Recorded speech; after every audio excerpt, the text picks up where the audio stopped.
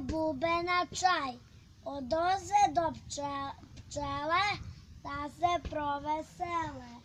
Tihe bubamare, leptire i bumbare, livatske popce i rudare lovce. Spremio je maj sudove za čaj, izneo u polje raznobojne šolje, pozlaćene kupe, čuturice skupe i rumene zdele i krčage bele. Sipao je maj svaku midu čaj, u crvene lale, u zvončiće male, u haudučku travu, peruniku plavu, u žute ljutiće da zasladi piće.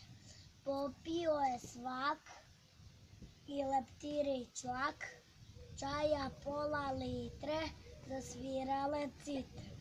Začula se truba, sviračica buba, iz obližnjeg žbuna začula se zuna.